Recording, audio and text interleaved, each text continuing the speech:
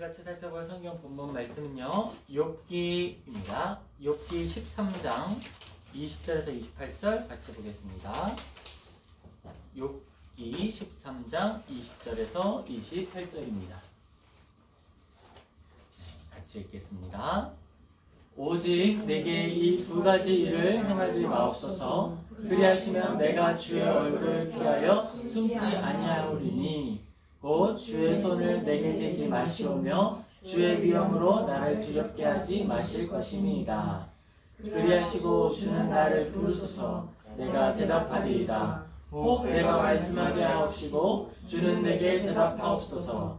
나의 죄악이 얼마나 많으니까 나의 허물과 죄를 내게 알게 하옵소서. 주께서 어찌하여 얼굴을 가리시고 나를 주의 원수로 여기시나이까. 주께서 어찌하여 날리는 낙엽을 놀라게 하시며 마른 검부를 뒤쫓으시나이까. 주께서 나를 대적하사 괴로운 일들을 기록하시며 내가 젊었을 때에 지은 죄를 내가 받게 하시오며 내 발을 착고에 채우시며 나의 모든 길을 살피사 내 발자취를 점검하시나이다. 나는 썩은 물건의 낡아짐 같으며 좀 먹는 의복것 같으니이다. 아멘. 우리 오늘 현실을 살아가는 믿음이라는 제목으로 같이 하나님 말씀 보겠습니다.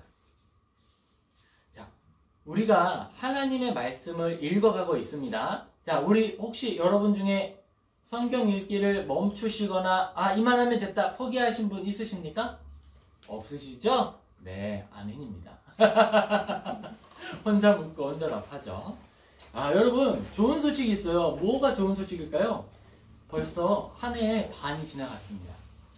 이걸 조금 더 좋게 이야기할 수 있겠죠? 뭐라고 표현할 수 있을까요? 아직 반이나 남았다 이거예요. 여러분, 한 해가 아직 끝나지 않았고요. 아직 6월이 시작하지 않았어요. 이 말은 뭘까요?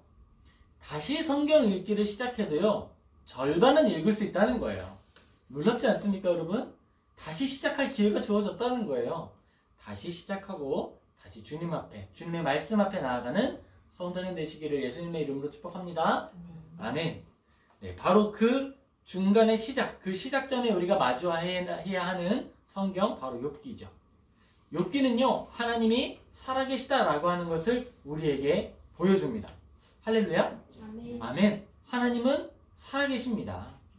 우리가 가지고 있는 믿음은요, 창조주 하나님을 믿는 믿음입니다. 자, 근데요, 우리가 삶을 살아갈 때 어떤 현장을 마주하죠? 어떤 현장을 마주하냐 하면요, 하나님 감사해요. 하나님 덕분에 해냈습니다. 이런 순간도 많이 찾아오죠. 근데 이와 함께 또는 이보다 먼저 또 많이 찾아오는 일들은 뭘까요? 이건 아닌 것 같은데, 이런 상황들이에요. 그때 우리는 삶에 찾아온 어려움 앞에서 때때로 질문합니다. 하나님, 정말 저를 사랑하십니까? 아니, 얼마나 사랑하십니까? 이런 질문하죠. 그리고 그때마다 여러분 들으셨는지 모르겠어요. 하나님 대답하십니다. 어떻게 대답하시는지 아세요? 이렇게 대답하세요. 그럼 내가 사랑하지. 나는 너희를 내 아들의 생명보다 더 많이 사랑하지. 그게 내 사랑이야. 이렇게 말씀하세요. 하나님의 그 음성을 듣는 저와 우리 모든 성도님 되시기를 예수님의 이름으로 축복합니다. 아멘. 우리 욥기 13장 23절에서 24절 같이 읽겠습니다. 시작. 나의 죄악이 얼마나 많으니까 나의 허물과 죄를 내게 알게 하옵소서. 주께서 어찌하여 얼굴을 가리시고 나를 주의 원수로 여기시나이까. 아멘. 자, 욥을요, 사람들이 뭐라고 말하는지 아세요? 욥은요, 억울함의 대명사예요. 대명사라고 하는 건 대표자라는 말이기도 하고, 그걸 아주 그냥 의미한다는 거죠. 억울한 일의 대표 명사입니다. 욥에게 찾아온 고난 속에서 가장 아픈 게 뭐였을까요? 욥이 겪었던 고난이 뭡니까? 욥은요, 하나님 앞에 의롭게 살았는데요, 성경이 의롭다고 했는데요, 그에게 알 수 없는 아픔들이 찾아와요. 성경은 이야기하죠. 사탄으로부터 그 아픔이 시작했다라고 이야기합니다. 정확하게는 뭐로부터 시작한 거예요? 사탄의 고발. 그죠? 근데 그 고발이 증거가 있는 고발이었습니까? 아니면은 그냥 하는 말이었습니까? 그냥 하는 말이었어요. 이걸 가지고요, 성경의 주석학자들은 이렇게 표현해요. 그것은요, 의인의 고난이다 라고 말해요. innocent suffering이라는 표현을 사용하여서 욥을 이야기합니다. 그런데 우리는 이 욥의 이야기와 욥 안에 담겨있는 어떤 교훈을 이해하기 전에 어떤 사람들은요, 성경을 주석하는 또 어떤 학자들은 너무 이해하기 어려운 말이다. 이건 우리의 믿음 안에서 참 받아들이기 힘든 말이다. 이런 식으로 표현을 하기도 해요. 너무 복잡하니까. 그런데 우리가 믿음을 가지고 살아가는 현장에서는 어떻죠? 진짜 자주 나타나는 일이죠. 그러니까 이건요, 어떤 이론적으로 풀어지는 믿음의 내용이라기보다 아주 실전적인 믿음 안에서 활발하게 나타나는 일이라 할 수 있는 거예요. 자, 우리 믿음에 대해서 다시 한번 생각해 봅시다. 우리가 가지고 있는 믿음은 어떤 믿음이죠? 우리가, 기독교가 정신승리의 종교입니까? 아니죠. 아니에요. 그러면 우리가 가지는 이 종교가 주술적인 종교입니까? 아니죠. 아니에요. 막 눈에 보이지 않는 어떤 신비한 것들만 쫓아가는 종교도 아니고, 눈에 보이지 않는 어떤 것들이 막 우리들을 조종한다라고 믿는 것도 아닙니다. 그것도 아니라면 기독교는 이론에 치우쳐가지고 현실에 멀리 떨어진 그런 이론의 하나입니까? 아니죠. 아니죠. 그렇지 않습니다. 우리는 하나님께서 우리에게 찾아오셔서 전해주신 성경을 따라 믿음을 가지는 거예요. 성경이 우리에게 전해주는 이 믿음은요, 우리의 현실보다 더 현실적이에요. 이 현실보다 더 현실적이라는 말은 뭐냐? 우리가 아직 어려서 또는 우리가 아직 경험해보지 못한 실전적인 삶을 성경은 그대로 말한다는 거예요. 이 부분은 너무 험해서 편집하면 좋지 않았을까? 예를 들면 뭐가 있을까요? 사사기 후반부에 그 잔인한 이야기들, 이 부분은 좀 잘랐으면 좋았을 텐데. 또는요, 우상을 숭배하는 예레미야의 시대와 많은 사람들의 타락, 그리고 자녀를 불태워 죽이거나 이스라엘에 함락되기 전에 자녀를 삶아먹는 엄청난 악의 현장, 편집할 수 있었겠죠. 그런데 편집 안 하는 거예요. 우리는 성경을 보면서 말하죠. 때때로 이야기합니다. 이런 일이 실제로 있을까? 사람이 악하다 하더라도 이 정도로 악할 것 같진 않은데? 이렇게 생각을 합니다. 그런데 말하죠. 이게 진짜 현장이다. 인간이 살아가는 죄의 현장이다. 이렇게 이야기하는 거예요. 그래서 우리는 표현할 수 있는 겁니다. 우리의 믿음의 실제는, 이 성경이 말하고 있는 믿음과 사람의 실체는 우리가 가지고 있는 현실보다 더 현실적이라는 거예요. 사람이 어디까지 잔인해질 수 있고 어디까지 악해질 수 있는지 성경이 이야기합니다. 그래서 성경이 우리에게 전해주는 지혜를요, 뭐라고 표현하냐 하면 사색적 지혜 또는 실존적인 지혜라고 표현합니다. 그러니까 이것은요, 그냥 나타난 일들이나 이론만을 이야기하는 것이 아니라 나의 삶에 나타나고 있고 우리 인류 전반에 나타나고 있는 여러 가지 현상들에 대해서 사색하고 묵상해서 지혜를 얻어내는 것이다 라고 말하는 거예요. 아내가 가지고 있는 노트에 이렇게 써 있더라고요. 인내가 없이는 지혜가 없다. 인내를 통해서 지혜가 나타난다라는 거예요. 아침에 그 노트를 딱 봤는데 통찰이 있다고 생각을 했습니다.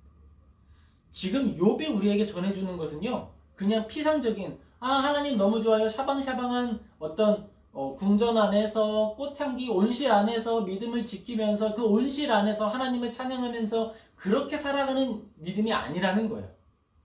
거칠은 벌판에서 가시밭길을 걸으면서 하나님 앞에 사색하면서 믿음을 지켜 나아가고 있다는 겁니다. 믿음은 실전이에요. 우리가 추구하는 신앙은요, 실전 신앙입니다. 우리 같이 따라해볼까요? 믿음은 실천이다. 실천이다. 네, 믿음은요, 실천이고요, 또한 실전입니다. 실제 전투라는 거예요. 특별히 욥은 많은 역사 속에서 사람들에게 뮤즈가 됐어요.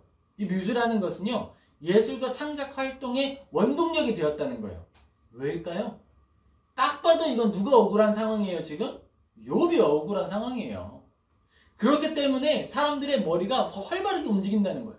이 안에 담겨있는 의미는 무엇인가? 하나님이 말씀하시고자 하는 것은 무엇인가? 그렇다면 인간 존재는 무엇인가? 라고 하는 걸 계속 고민하게 된다는 거예요. 그런데 욥기를 연구하는 사람들도요, 어디로 많이 흘러가는 줄 아세요? 미닝리스, 의미 없다, 인생은 허무하다, 이곳으로 흘러가는 거예요. 심지어 전도서도 마찬가지로 인간의 고난과 또 이 땅에 존재하는 부조리함에 대해서 이야기하고 있습니다.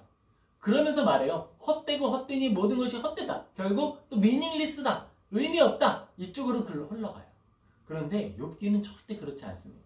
전도서의 본질도 그렇게 끝나지 않습니다. 하나님을 바라보게 되는 거예요. 인간이 인간을 바라보고 사람에게 나타나는 모든 역사를 사람의 눈으로만 바라봤을 때는 미닝리스가 맞습니다. 의미 없는 것이 맞아요. 그러나 살아계신 하나님을 바라보고 하나님 앞에 나아갔을 때 그 모든 것들은 영광의 도구, 은혜의 도구, 또 하나님이 살아계시다라고 하는 증거가 되는 거예요. 욥이 우리에게 알려주는 명백한 사실은요, 이 땅 가운데 부조리함이 존재한다라는 거예요. 의인의 고난이 존재한다라는 거예요. 근데 학자들은 이야기합니다. 그게 인류의 난제다.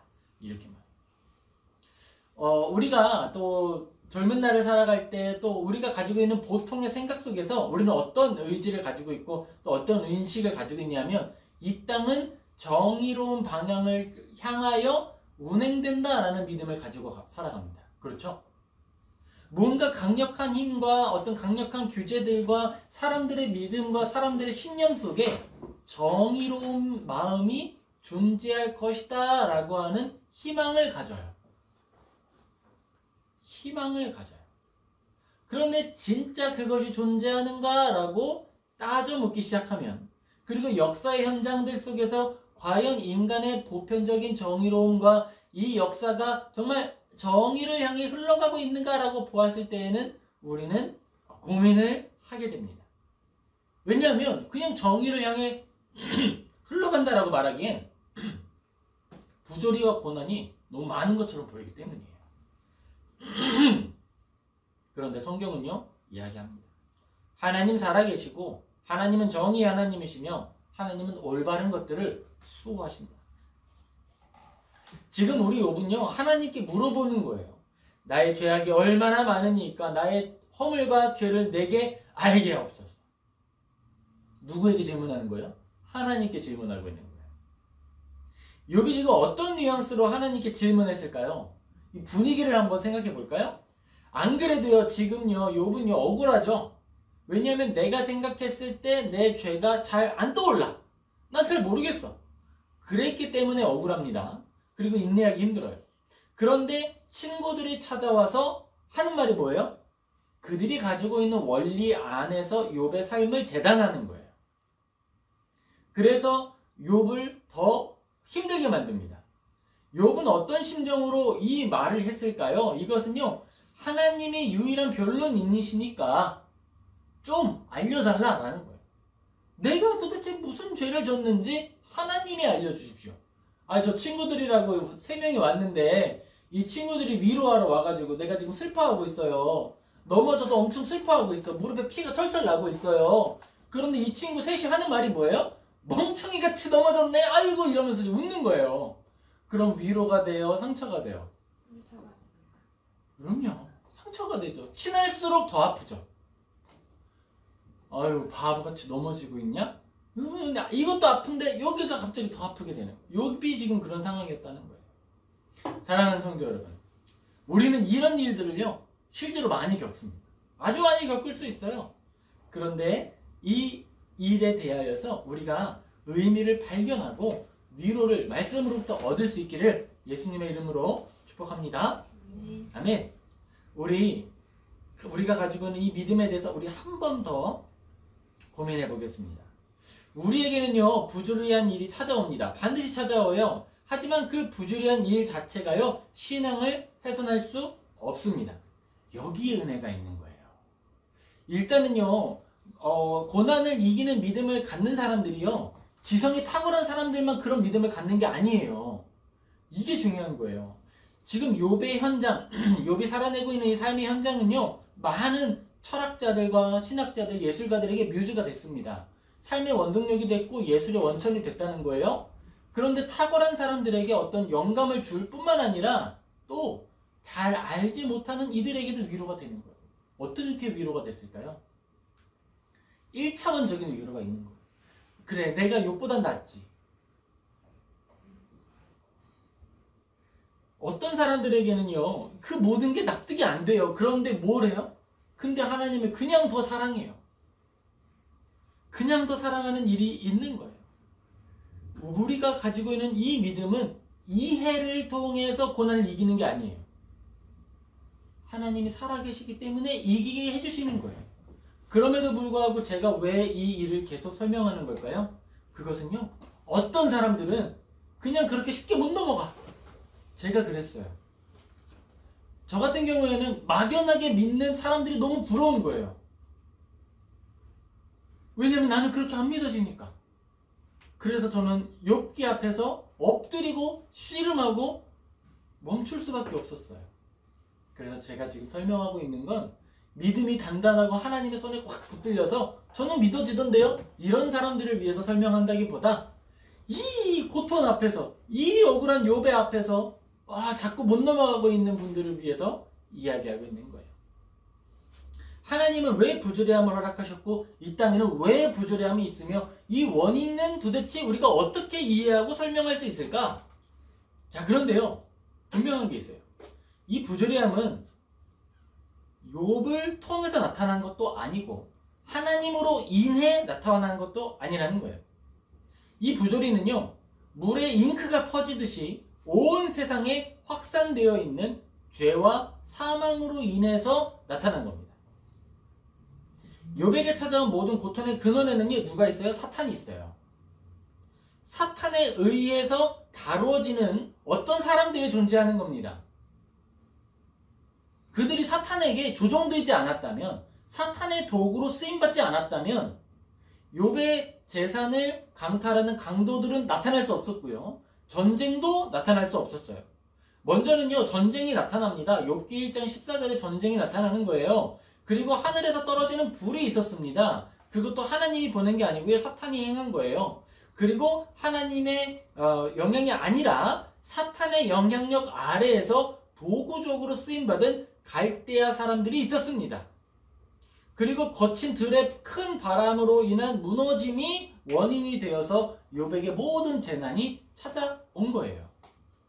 모든 악이 하나님으로부터 나타난 것이 아니에요. 악한 의도를 따라 쓰임받는 도구들이 있었습니다. 그리고 그 악한 의도들이, 악한 도구들이 막 창궐하여서 움직일 때 그 앞에 욥이 서 있었던 거예요. 성경의 기록을 살펴보면 욥의 종들은요, 다양한 징계를 말하면서 이렇게 이야기합니다. 다음이요, 슬라이드. 네. 신비로운 불이 하늘에서 내려와서 욥의 양과 종들을 태운 것에 대해서 하나님의 불이 떨어졌습니다 라고 이야기하고 있어요. 하지만 우리는 이 불이 하나님의 적극적인 의지로 인해 나타난 불이 아니라는 사실을 알고 있습니다. 하나님은 사탄의 악한 의도를 그의 완전한 능력과 능력으로 통제하여 주시는 거예요. 하나님이 욥을 지키지 않으셨다면 하늘의 불은 욥까지 태웠을 수 있어요. 그런데 독자들은 욥을 통해 이 모든 악의 근원이 사탄이라는 사실을 확인하고 있습니다. 욥의 삶을 통해 사탄이 가지고 있었던 수많은 악한 가능성들이 실제로 나타나게 된 거예요. 그만 넘겨. 실제로 나타나게 된 거예요. 하나님과 사탄이 함께 모인 자리는요, 사탄이 심판받는 자리라는 사실을 기억하시기 바랍니다. 여기가 하나님과 사탄이 하나의 목적을 가지고 대화를 나눈 게 아니라는 거예요. 그게 아니에요. 사탄은요, 하나님을 대적하는 존재입니다. 그가 하나님을 대적하는 존재로서의 방향성은 가지고 있지만 지금 뭐는 없어요? 실제로 나타난 죄는 없는 상태예요. 그렇죠? 그런 사탄의 상태가 하나님의 허용 안에서 무엇이 됐어요? 실제 죄로 나타나게 된 거예요. 하나님은 가능성인 상태로 사람을 징계하거나 사탄을 심판하는 것이 아닙니다. 너는 그럴 수 있잖아. 그럴 수 있는 존재잖아. 그러니까 심판이다. 가? 아니에요. 그가 그 일을 행한 것을 통하여 심판하신 거예요. 하나님은 욥을 통해 사탄을 심판하기 위한 계획을 세우신 겁니다. 욥에게 나타난 부조리함은 사탄을 심판하시려는 하나님의 섭리로부터 간접적으로 파생된 거예요. 우리가 사는 이 세상은요, 이 세상에는요, 지울 수 없는 잡음이 존재한다는 사실 아십니까? 우리가 전파를 통해, 전파 전공이잖아요. 안테나 전공이에요. 우리가 우주를 탐색할 때, 우주를 탐색하는 방식이 이 시각적인 전파를, 시각을 통해서, 빛을 통해서 본다는 건 아니에요. 전파가 빠르거든요. 전파를 쫙 보내는 거예요. 그걸 전파 망원경이라고 불러요. 그런데 이 전파 망원경을 쏠 때 뭘 쏘는 거죠? 그래서 망원경이에요. 허블 우주 망원경, 이런 망원경들은요, 안테나예요. 그저 안테나. 그게 전파를 쫙 쏘는 거예요. 그런데 이 전파에서 정말 우주의 형태들을 제대로 보기 위해서는 어떻게 해야 될까요? 잡음이 없어야겠죠? 거울을 통해 우리가 얼굴을 볼 때 깨끗한 얼굴을 보려면 어떻게 해야 돼요? 거울을 닦아야 되잖아요, 일단. 그래서 이 거울을 잡음 없는 상태, 깨끗한 상태로 만들기 위해 노력을 하는 겁니다. 그렇죠? 투명할수록 거울이 좋은 거니까. 그런데 사람들이 연구를 했는데 안테나를 아무리 깨끗하게 닦아도 없어지지 않는 잡음이 있다는 거예요. 이게 뭐지? 그랬는데 그 예전에 어떤 사람이 이런 가설을 제시했습니다.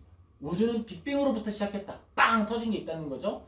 그런데 이 폭발된 에너지는 우주 전체에 공평하게 확산돼 있다. 아주 균등하게. 왜냐? 빵 터졌으니까. 터지는 순간부터 쫙 그 에너지가 균등하게 확산됐으니까 전체적으로 존재할 거 아니에요. 마치 잉크가 물에 떨어지면 쫙 퍼져서 물 전체의 잉크가 똑같은 농도로 퍼진 것처럼 그렇게 된다는 거예요. 그렇기 때문에 이 우주에는요, 빅뱅으로부터 시작한 에너지가 존재할 것이다. 그러면 이 빅뱅 시작할 때 에너지의 크기는 얼마나 됐을까? 이걸 연구했어. 진짜 대단하지 않아요? 그 에너지의 크기가 얼마인지 계산을 했어. 그리고 시간이 이만큼 흐르고 우주의 크기가 이 정도 됐다고 했을 때 빛의 크기를 계산했겠죠. 그때의 이 우주 안에 존재하는 에너지의 크기는 얼마일까? 닦아도 닦여지지 않는 먼지, 그 흐림은 얼마나 될까 해서 계산한 숫자가 존재합니다. 그게 바로 우주 배경 복사예요. 그리고 안테나 연구하는 사람들이 이 잡음은 왜 안 없어지지? 그래서 봤더니 옛날에 누군가 했던 가설의 그 숫자인 에너지와 일치하는 거예요. 야, 그러니까 안테나는 절대로 빅뱅으로부터 시작하는 그 에너지의 잔여물들은 없앨 수가 없는 거구나. 그게 당연한 거구나 라고 받아들인 거예요. 자, 이걸 우리가 오늘 바라보는 부조리와 고난에 대입해 봅시다. 우리는 이 땅을 살아갈 때에 정말 온전하게 정의가 실행되기를 원하고 하나님의 공의로움이 완벽하게 실행되기를 원합니다. 그런데 완벽한 공의가 아니라 그 공의로움 안에 뭐가 좀 존재해요? 부조리함이 보여요. 정말 의로운 자의 고난이 나타나는 것처럼 보여요. 실제로 나타나요. 이게 왜 있을까? 이것은요, 마찬가지로 우주 배경 복사처럼 이 땅 가운데 존재하는 확산된 죄의 영향력 같은 거예요. 그러면 생각해 볼 수 있겠죠? 이 땅 가운데 존재하는 모든 부조리를 쫙 압축시키면 그 죄의 총합은 뭐가 될까요?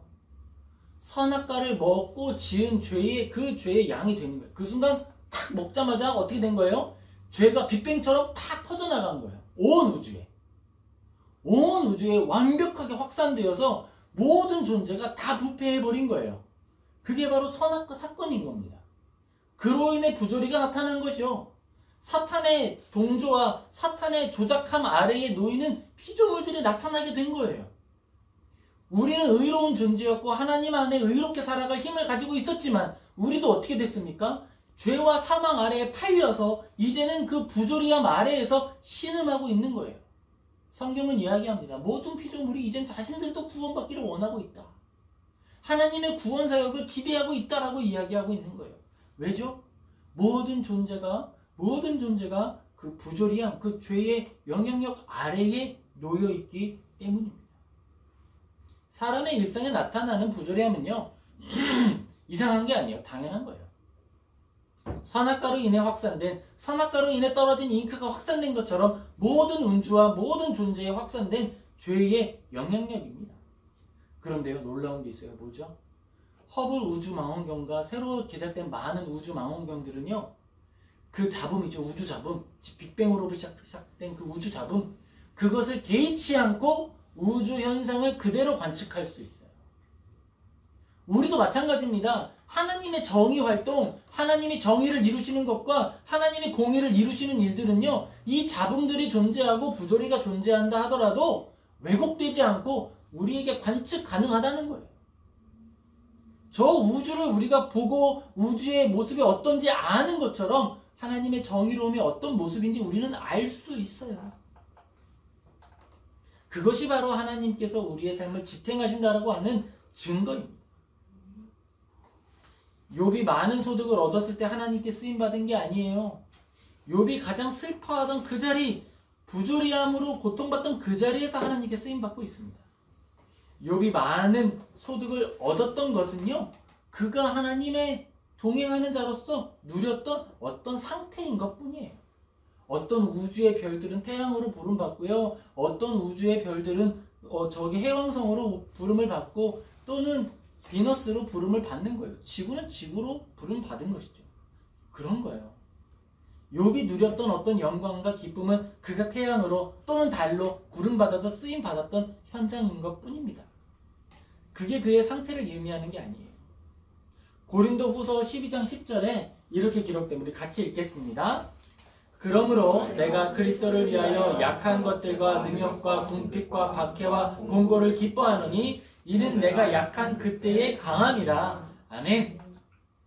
지금 욥은요, 자신이 약해진 그때의 하나님의 영광을 드러내는 도구로 쓰임 받은 거예요. 바울이 지금 내가 약할 때 강함이다 라고 이야기했는데 왜 이렇게 이야기했을까요? 바울이 말하고 있는 능력과 궁핍함과 박해 그리고 곤고함은요, 복음 때문에 나타난 거예요. 하나님의 말씀 때문에 나타났다는 거죠.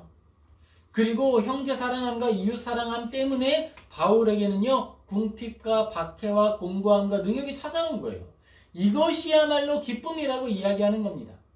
이 기쁨과 이 약함을 통해 하나님의 살아계심이 드러나기 때문에 그런 거예요. 사랑하는 성도 여러분, 진실로 약한 때에 하나님께 감사할 수 있기를 예수님의 이름으로 축복합니다. 성경이 말하고 있는 보편적인 방법, 세상을 운행하고 정의로움과 공의로움이 드러나게 하는 방법이 바로 이거예요. 세상에 만연한 죄의 부조리, 죄의 영향력으로부터 이 땅을 구원하시는 하나님의 방법이 이런 원리를 통해 나타나는 거예요. 어떤 원리일까요? 의로운 자가 그 악의 노이즈를 받아들여서 삭제시키는 거예요. 그거를요, 안테나 도구로는요, 없어보라고 표현을 해요. 받아들이는 것. 안테나가 이렇게 촬영을 하거나 어떤 것을 할 때 그 주변에 잡음이 있으면 안 되잖아요. 그래서 그 잡음들을 흡수하는 흡수제를 만들어요. 그건 전파를 무조건 다 받아들여서 없애버려. 없는 걸로 만들어. 우리가 마이크를 할 때도 마찬가지죠. 마이크 옆에 마이크를 만드는 사람들이 어떤 연구를 합니까? 안티 노이징을 하는 거예요. 이 노이즈를 다른 노이즈의 주파수로 맞춰서 노이즈를 없애는 걸 연구합니다. 우리가 그런 존재예요. 이 땅 가운데 부조리함을 받아들임을 통해 흡수하는 자, 이 땅 가운데 나타난 악을 받아들임을 통해 없애버리는 자. 이 땅 가운데 사람들은 말하죠. 공의가 없다, 정의가 없다. 그런데 우리가 등장하면 어떻게 돼요? 공의가 등장하고요, 정의가 등장합니다. 모르드게라고 하는 에스더서에 등장하는 사람이 있어요. 그 사람은 고난의 현장 속에서 고난을 살아가면서 부조리를 흡수하는 존재가 되었습니다. 바울도 마찬가지지요. 복음을 전파하는 자리에서 억울한 일을 드러내면서 억울한 일이 나타날 때에 그것을 사랑으로 품어내면서 뭘 만들어냈어요? 의로움을 드러내는 도구가 된 거예요. 바로 그게 하나님의 영광 받으시는 방법입니다. 욥기 13장 25절 같이 읽겠습니다. 시작. 주께서 어찌하여 날리는 낙엽을 놀라게 하시며 마른 건물을 뒤쫓으시나이까. 여러분, 옵소버, 모든 불의함과 모든 악을 흡수하는 도구제로 살아간다는 것 쉬울까요? 어렵습니다. 얼마나 어렵냐면요, 욥 정도 단련된 사람도 이렇게 고백할 정도로 힘들어요. 뭐라고 고백해요? 주여, 어찌하여 날리는 낙엽을 놀라게 하시며 마른 건물을 뒤쫓으십니까? 지금 자기를 뭐에 비유한 거예요? 낙엽에 비유했죠. 마른 건물에 비유했습니다. 낙엽은 뭡니까? 나무에 붙어 있어야 싱그럽기도 하고 생명력도 있는데 지금 나무로부터 영향력을 받았어요? 못 받았어요? 못 받았어요. 그래서 어떻게 됐어요? 심지어 나무에 붙어 있을 힘도 잃어버렸어요. 그래서 날려가게 됐습니다. 마른 건물은요, 길판에 존재하거든요. 뿌리를 내리고 있는 것처럼 보여요. 가지는 많아요. 그런데 잎사귀가 하나도 없어요. 가지는 많지만 잎사귀가 하나도 없고 양분을 얻지 못하는 나무처럼 되었다라고 이야기하고 있는 거예요. 그런데 여러분, 한 가지 위로가 있습니다. 그건요, 우리는 욥보다 믿음을 가지기 더 쉬운 시대를 살아가고 있다는 거예요. 욥은요, 예수님 봤어요? 못 봤어요. 이렇게 말했나 그랬죠? 우리도 힘들 때 말하잖아요. 하나님 어디 계세요? 하나님 살아계십니까? 하나님 어떻게 이러실 수 있어요? 근데 우리는 그때마다 하나님 말씀하신다 그랬죠? 세미한 음성이라서 잘 못 들을 수 있지만 귀 기울이면 들려요. 뭐라고 말씀하시죠? 내가 너를 정말 사랑해. 내가 너를 진짜 사랑해. 얼마나 사랑하냐면 내 아들보다 더 사랑해. 라고 이야기하신다고 이야기했습니다. 그런데 욥은요, 놀랍게도 이걸 몰랐어요. 하나님이 정말 우리를 사랑하셔? 라고 하는 사실에 증거를 아직 받지 못했습니다. 그런데 나중에 봤죠. 욥은 자신에게 찾아온 부조리한 사건과 친구들의 놀라운 인신공격 때문에 하나님께 원망의 화살을 돌립니다. 하지만 사실 이것은요, 하나님을 진정으로 경멸하거나 불신해서 외치는 게 아니에요. 하나님 앞에 막 이를 부득부득 깔면서 하나님을 비난하는 게 아니라는 거예요. 뭐죠? 마음이 아파서 도와달라고 외치는 거예요. 이게 차이가 있습니다. 우리는 여기로 나아가는 거예요. 하나님을 향해서 하나님의 어떤 신성한 아름다움을 비난하는 것이 아니라 나 좀 도와주세요 라고 탄원할 수 있는 거야. 탄식할 수 있는 거예요. 그게 우리의 자리예요. 욥은요, 이렇게 말하면서 마음이 불편했죠. 그리고 주변 사람들로부터 막 무시도 당하고 공격당했죠. 하지만 우리는요, 아니요, 우리는 아버지와 아들로서 얼마든지 그렇게 행할 수 있는 거예요. 하나님은 한 번도 욥의 곁을 떠나신 적이 없습니다. 욥은 말합니다. 나는 낙엽과 같고요, 덤불과 같습니다. 나무에 떨어진 나무까지 같고요, 그리고 열매를 맺지 못하고 땅으로부터 양분을 얻지 못하는 덤불 같습니다. 그런데 하나님은요, 우리에게 보여주세요. 성경을 통해서 뭘 보여주시죠? 하나님은 한 번도 욥의 곁을 떠나신 적이 없습니다. 다 지켜보고 계세요. 다 아세요. 심지어 욥이 모르던 이 모든 일의 근원까지 하나님은 알고 계세요. 하나님은 이미 욥의 삶을 받으셨습니다. 낮아졌고 부조리함 아래에서 신음하고 있는 지금도 영광의 도구로 쓰고 계시는 거예요. 여러분, 하나님은요, 그의 살아계심을 우리에게 보여주시는 것을 정말 기뻐하세요. 그런데 그 보여주시는 방법에는요, 4가지 방법이 있습니다. 뭐가 있을까요?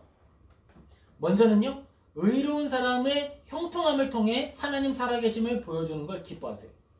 두 번째로는요, 의로운 사람의 고난을 통해 하나님이 살아계시다라고 하는 것을 보여주십니다. 세 번째는요, 악한 자들의 형통함을 통해 하나님 살아계심을 보여주십니다. 마지막으로 하나님은요, 악한 사람들의 몰락과 심판을 통해서 당신의 살아계심을 보여주십니다. 이 4가지 방법으로 하나님이 살아계시다는 것을 보여주세요. 근데 순서는요, 조금 달라요. 먼저는요, 악인의 형통함을 통해서 당신의 살아계심을 보여주십니다. 욥에서는 어떻게 볼 수 있을까요? 사탄이 자신의 능력을 실제로 사용했죠. 실제로 사용했더니 어떤 일이 나타났어요? 전쟁도 나타나고, 또 어떤 사람들이 나타나서 도적질을 하기도 하고, 또 바람이 강풍이 불기도 하고 하늘에서 불기둥이 떨어지기도 합니다. 그래서 하나님은 하나님의 정의로우심을 드러내는 거예요. 내가 저들의 악함보다 더 완벽하고 저들의 악함을 완벽하게 제한할 수 있는 내가 강한 권세자라고 하는 사실을 살아있는 존재다라고 하는 걸 드러내시는 거예요. 그리고 이 악한 자들의 형통함 옆에는요, 또 무엇이 함께 붙어있냐 하면 의로운 사람의 고난이 붙어있습니다. 그래서 지금 창궐하고 있는 저 악의 능력들이 진정으로 악하다라고 하는 것들을 보여주시는 거예요. 그를 통해 심판의 도구를 삼으시는 겁니다. 셋째로, 악인의 형통함을 통해서 나타난 의를 하나님은요, 징계의 도구로서 사용하실 때에 분명한 사실로서 담아내는 자로 이용을 하시는 거예요. 하나님은 욥의 생명을 결코 사탄에게 넘기지 않으십니다. 악인이 형통하죠. 악인이 형통하지만 그 형통함이 의로운 자의 믿음을 흔드는 자리까지 갈 수가 없다는 거예요. 또한 악한 자들이 형통하게 보인다 하더라도 하나님의 완벽한 제한 안에서 잠시 드러낼 뿐이에요. 얼만큼 드러내는 거예요? 그들이 충분히 정죄받고 그들이 충분히 징계를 받을 만큼의 죄까지만 드러낼 수 있는 거예요. 시편 73편에 이렇게 기록이 됩니다. 악인들은 늘 형통하는 듯 보여요. 그들의 입에는요 흉악한 말이 있고요. 하나님을 모독하는 말이 가득 담깁니다. 하지만 그들이 악을 행한다고 해서 믿음의 사람들이 낙심하거나 믿음에서 실족하는 일이 나타나는 건 아니에요. 이 땅에는 부패함으로 악이 존재합니다. 악인들의 생활과 계획은요 이 땅의 부조리함을 만들어내요. 하지만 이처럼 사그라들지 않는 부조리함에도요 의로운 사람들이 여전히 존재하고 있습니다. 이를 통해 하나님 살아계심이 나타나는 거예요. 그리고 선한 믿음의 여정을 포기하지 않는다는 사실을 통해 하나님의 살아계심이 증명되는 거예요. 이 말은 뭐예요? 악한 자들은 악을 행하고 또 의로운 자들은 의로우면서 고통당하는 의로운 고통을 통해 살아내는 것을 통해 하나님 살아계심을 드러낸다는 거예요. 열왕기상 19장 18절에 이렇게 기록이 됩니다. 그러나 내가 이스라엘 가운데에 7,000명을 남기리니 다 바알에게 무릎을 꿇지 아니하고 다 바알에게 입맞추지 아니한 자니라. 사람들은 말합니다. 아, 의는 없어. 의로운 자가 있을 수 없어. 우리는 실패했어. 그때 하나님이 말씀하시는 거예요. 내가 7,000명을 남겨놨다. 그들은 바알에게 무릎 꿇지 않았고 바알에게 입맞추지 않았다. 하나님 살아계시다라고 하는 것을 증명하는 방식으로 의로운 자가 고난 중에 살아남는 방식을 하나님 채택하시는 거예요. 남은 두 가지 방식으로 연속해서 하나님은 당신의 살아계심을 나타내십니다. 먼저는요, 악인에게는 심판을 통해 당신의 살아계심을 보이시고 의인에게는 형통하게 하심으로 그의 눈물을 닦아주심으로 그의 살아계심을 보여주십니다. 세상에 가득한 죄의 잡음으로 부조리함이 나타나는 것 같고 하나님의 정의 원리가 왜곡되어 보이거나 고장나 보이거나 진행되는 것 같지 않아 보이지만 하나님은 결코 쉬거나 멈추지 않으십니다. 하나님은 살아계시기 때문이에요. 시편 143편 10절 우리 같이 읽겠습니다. 주는 나의 하나님이시니 나를 가르쳐 주의 뜻을 행하게 하소서. 주의 영은 선하시니 나를 공평한 땅에 인도하소서. 우리가 살아있을 수 있는 소망은 이거예요. 죄의 잡음이 조금만 더 컸다 그러면 우리는 살아남지 못했을 거예요. 그런데 우리는 하나님의 영은 선하시기 때문에 나를 공평한 땅에 인도하여 주시리라는 이 믿음을 가지고 죄의 잡음을 이겨낼 수 있어요. 받아들일 수 있어요. 그것을 이 땅 가운데 삭제해 나아갈 수 있습니다. 사랑하는 성도 여러분, 하나님은 진실로 살아계십니다. 믿음의 사람에게 나타난 부조리와 욥에게 찾아온 고난은요, 하나님 안에서 의미를 발견하는 거예요. 욥에게 찾아온 고난은 하나님께서 통치하시는 그 은혜 안에서 은혜로 열매 맺게 하시는 하나님의 손길을 보이는 통로가 되고 있습니다. 하나님은 욥의 기록을 통해 고난 중에 우리가 바라보아야 할 것이 무엇인지 알려주시는 거예요. 그들에게 찾아왔던 어떤 죄의 도구들, 떨어졌던 불기둥, 거기를 원망하는 게 아니죠, 욥이 지금. 거기에는 관심이 없어요. 그리고 막 나타났던 도적대들, 거기에는 관심이 없어요. 욥의 관심은 어디에 있습니까? 의로운 자가 고난당하는 중에 하나님 어디 계세요? 여기에 관심이 있는 거예요. 욥은요, 한 번도 그 죄의 원흉들에 대해서 입을 열지 않았어요. 이게 중요합니다. 우리가 하나님 안에서 진정으로 관심을 가지고 믿음을 가지고 살아간다면 우리는 고난 중에 하나님을 바라보게 된다는 거예요. 우리가 욥기를 바르게 읽었다면 우리의 관심은 더욱 하나님을 바라보아야 하는 겁니다. 모든 현장을 장악하고 또 그 권세와 영광으로 보호하시는 손길을 의지해야 하는 거예요. 우리에게 찾아온 고난 중에도 하나님의 거룩한 세계는 위축되거나 부정되지 않습니다. 하나님의 도덕 질서는 우리에게 찾아온 고난 앞에서도 여전히 건재하다는 거예요. 이 우주에 빅뱅의 잡음들이 존재한다 하더라도 우주의 아름다운 별의 모습을 촬영하는 데에는 아무런 거리낌이 될 수 없습니다. 문제가 되지 않아요. 우리가 이 땅을 살아가는 데에 하나님의 살아계심과 공의로움을 발견하는 일에 부조리함은요, 문제가 되지 않는 거예요. 그건 문제가 되지 않습니다. 잠언 16장 4절입니다. 우리 같이 읽겠습니다. 여호와께서 온갖 것을 그 쓰임에 적당하게 지으셨느니 악인도 악한 날에 적당하게 하셨느니라. 아멘. 바로 이거예요. 하나님의 통제 아래에서 모든 것들이 적당하게 존재하는 거예요. 악한 자들은 악을 통해 하나님의 정의로움을 드러내는 방식으로, 여러분, 캔버스에 빛을 그리기 위해서 뭐가 필요합니까? 어두운 물감이 필요합니다. 렘브란트는 빛의 마술사죠. 그런데 그가 빛의 마술사로서 그림을 그리기 위해서 뭐가 필요했어요? 검은색 물감이 필요했어요. 바로 그거예요.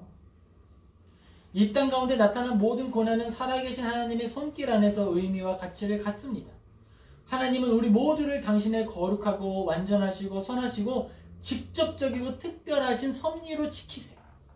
사랑하는 성도 여러분, 우리가 삶의 어려움을 마주할 때 이 사실을 분명히 기억할 수 있기를 예수님의 이름으로 축복합니다. 아멘. 하나님은 당신이 소유하신 압도적인 권능으로 우리와 함께 하십니다. 아멘. 하나님은 우리를 지키시고 자신의 공의를 위해 일하십니다. 아멘. 우리 살아계신 하나님을 신뢰함으로 이 땅을 더욱 사랑하고 또 더욱 기쁨으로 나아가는 믿음의 성도님 되시기를 다시 한번 예수님의 이름으로 축복합니다. 아멘. 네, 기도하겠습니다.